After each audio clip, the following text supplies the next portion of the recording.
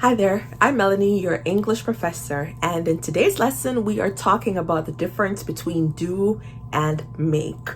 Now, this is an issue for most ESL students. Many ESL students confuse do and make because in Spanish and French, for example, there is only one verb, but in English, there are two verbs and they are used very differently. Let's begin with the verb do. We use do with actions, jobs, hobbies, tasks, and activities. So we use do with actions, jobs, hobbies, tasks, and activities. For example, I always do my homework before having dinner. Your homework is a task you have to complete, so I always do my homework before having dinner. Next, they will be doing the cha-cha slide at the party. That is one of the activities they will be doing at the party. They will be doing the cha-cha slide at the party. In her spare time, Jin does painting. Your spare time is your free time, and what you do in your free time is your hobby. So in her spare time, Jin does painting. Next, Bailey and Tim do carpentry for a living. That is their job. They are carpenters. Bailey and Tim do carpentry for a living. We also do housework. So you do the laundry, you do the dishes, you do the cleaning. We do a favor. We do research. If I am interested in nursing, then I will need to do some research about the profession. We do an experiment, a test, a great job, a poor job, someone's hair, someone's nails, and damage or harm. We would use the verb do in all these contexts. Let's move on to the verb make.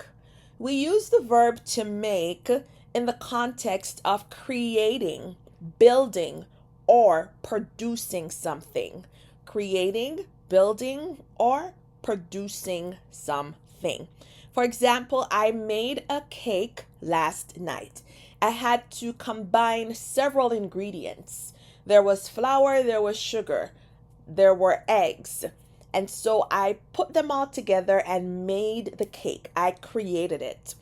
Next, my parents are making a house in Jamaica. They are in the process of building it from scratch. They are making a house in Jamaica. And then the circle will be made of gold. This is something I am producing, and it will be made of gold. We also use make in the following contexts. We make an appointment, an arrangement or a plan. We make the bed.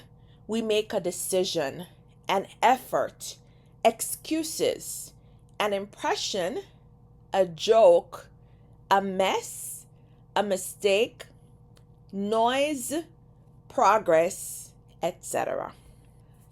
Let's now look at some example sentences using do and make in various tenses. The present tense, the future tense, the present continuous tense, etc.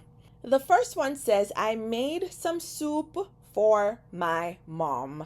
I made some soup for my mom.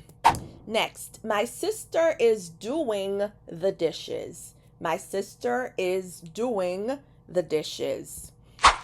I'll make dinner tonight if you're tired. I'll make dinner tonight if you're tired. They made a big mistake by not checking the weather forecast because it is raining cats and dogs. They made a big mistake by not checking the weather forecast. Next, I always do my homework before watching TV.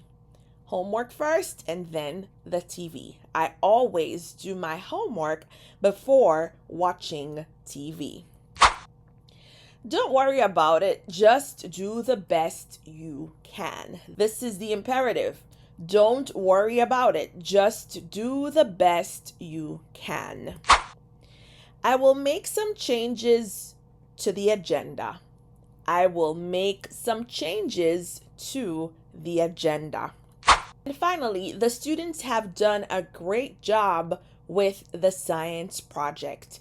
The students have done a great job with the science project. So the next time you're having a conversation with an English speaker, do not say, "Did you make your homework?" Correct English is, "Did you do your homework?" And do not say, "Did you do the appointment?" Did you make the appointment? Practice makes perfect. So be sure to watch this video as many times as you need to. Find a website that talks about the difference between do and make for additional reinforcement. And I am positive that in no time you will be using these verbs correctly. See you next time.